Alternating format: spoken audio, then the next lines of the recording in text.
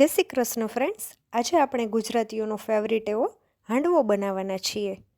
તો આ રેસીપી તમે એક વખત ચોક્કસથી ટ્રાય કરજો.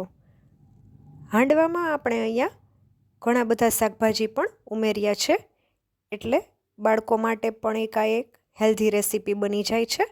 બાળકોને તમે લંચ બોક્સમાં પણ હાંડવો બનાવીને આપી શકો છો. બાળકોને ખૂબ જ પસંદ આવશે. અને સવારે નાસ્તામાં કે ડિનરમાં પણ તમે હાંડવો બનાવી શકો છો.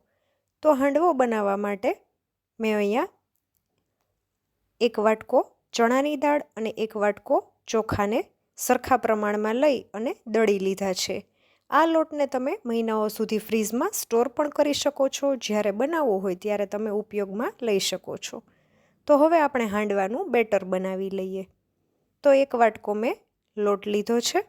આ લોટ તમને ઢોકળાનો લોટ જે માર્કેટમાં મળે છે એ જ હોય છે, તો એ પણ તમે લઈ શકો છો. હવે આપણે એમાં છાશ ઉમેરશું. છાશ ફ્રેન્ડ્સ ખાટી હોય તો વધુ સારું. હાંડવાનો ટેસ્ટ ખૂબ જ સરસ આવશે. જો ખાટું દહીં હોય તો તમે એ પણ ઉમેરી શકો છો. એકસાથે બધી જ છાશ ઉમેરવાની નથી. થોડી થોડી છાશ ઉમેરી અને આપણે બેટર બનાવી લેવાનું છે. જો એકસાથે વધારે છાશ ઉમેરી દેશો તો ગાંઠા પડી જશે. એટલે આ વાતનું ખાસ ધ્યાન રાખવાનું છે. અહીંયા તમે લોટ દળતી વખતે મગની દાળ પણ ઉમેરી શકો છો, તો પણ હાંડવો સરસ ટેસ્ટી બને છે.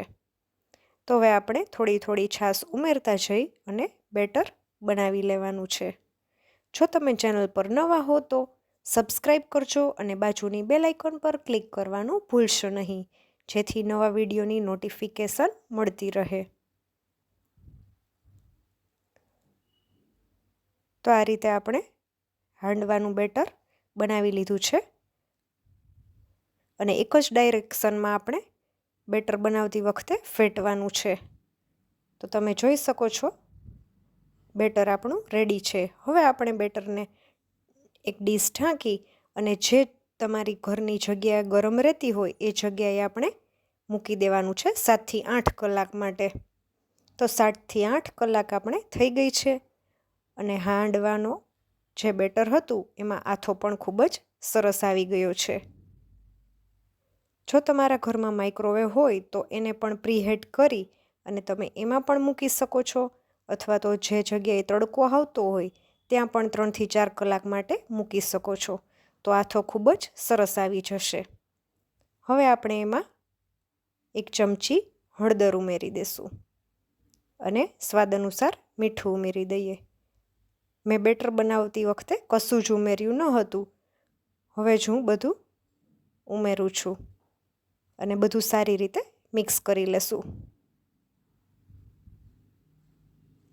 આ રીતે આપણે હળદર અને મીઠું ઉમેર્યા પછી પણ એક જ ડાયરેક્શનમાં ચલાવવાનું છે. ત્યાર પછી આપણે મેં અહીંયા વેજીટેબલ્સ લીધા છે. દૂધી ખમણેલી છે, ગાજર છે ખમણેલું અને વટાણા છે. એને આપણે બેટરમાં ઉમેરી દેશું. અહીંયા મેં 1 ગાજર લીધું છે, અડધી દૂધી લીધી છે અને 1 નાની વાટકી વટાણા લીધા છે.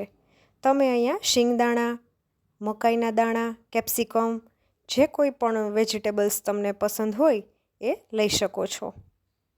હવે આપણે બધું સારી રીતે મિક્સ કરી લેશું. અહીંયા આપણે બેટરની કન્સિસ્ટન્સી થોડી ઘટ રાખી હતી, કારણ કે આપણે આમાં વેજીટેબલ્સ ઉમેરવાના હતા, એટલા માટે વેજીટેબલ્સમાંથી પણ પાણી છૂટે છે. એટલે એ વાતનું તમારે ખાસ ધ્યાન રાખવાનું છે. બેટર વધુ પડતું પતલું ના હોવું જોઈએ. જો વેજીટેબલ્સ ઉમેરશો તો વધારે પતલું બની જશે. આ ટાઈપની તમારી બેટરની કન્સિસ્ટન્સી હોવી જોઈએ. તમે જોઈ શકો છો આ રીતનું.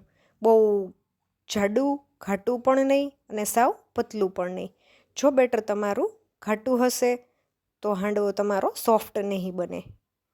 હવે આપણે એમાં 1 મોટી ચમચી આદું, લસણ અને મરચાંની વાટીને લઈ લેશું અને અડધી ચમચી ખાવાનો સોડા ઉમેરી દેશું. તમે સોડાની જગ્યાએ ઈનો પણ ઉમેરી શકો છો. હવે આપણે એમ જ રહેવા દેશું અને વઘાર કરી લેશું. તો ગેસ ઉપર એક વઘારિયું લેશું. એમાં આપણે 2 મોટા ચમચા તેલ ઉમેરશું.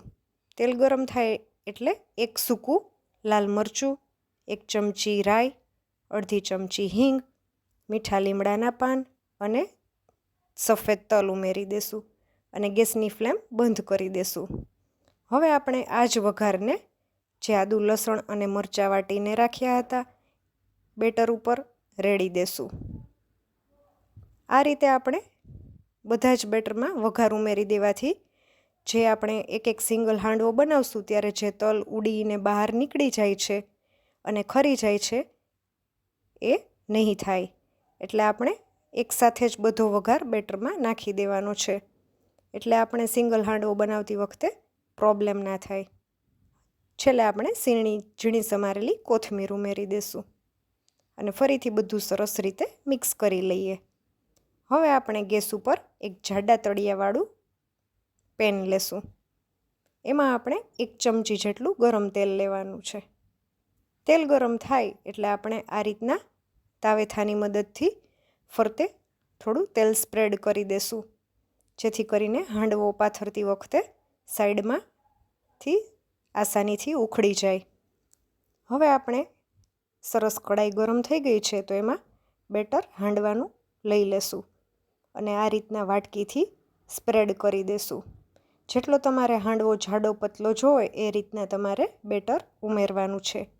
હવે ઢાંકી અને 3 મિનિટ માટે મીડિયમ ગેસ ઉપર થવા દેશું.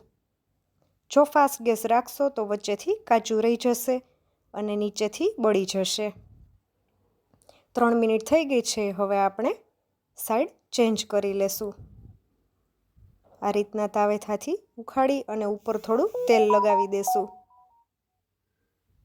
અને હવે આપણે હાંડવાને ટર્ન કરી લઈએ. તો તમે જોઈ શકો છો કેટલો સરસ ગોલ્ડન બ્રાઉન કલર આવી ગયો છે. ફરીથી ઢાંકી અને 3 મિનિટ માટે આપણે ચડવા દેશું.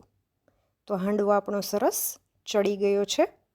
આપણે એક પ્લેટમાં લઈ લઈએ હાંડવાને તમે પ્લેટમાં લઈ લીધા પછી આપણે બીજો હાંડવો પણ મૂકી દેશું. આ રીતે સિંગલ હાંડવા પણ બનાવી શકો છો અને જો ફ્લેટ તળિયાવાળું કોઈ પણ પેન હોય તમારી પાસે તો એકસાથે વધારે બેટર ઉમેરી અને એક મોટો હાંડવો પણ તમે સિંગલ બનાવી શકો છો. તો એ રીતે પણ કરી શકો છો, પણ મને આમ જ વધારે પસંદ છે એટલે હું સિંગલ હાંડવા જ બનાવું છું. તો એક વખત આ રીતે તમે ચોક્કસથી ટ્રાય કરજો અને મને કમેન્ટ કરીને જણાવજો. જો વિડીયો ગમે તો ફ્રેન્ડ સાથે શેર કરજો. ફરી મળીશું નવા વિડીયો સાથે. આવજો.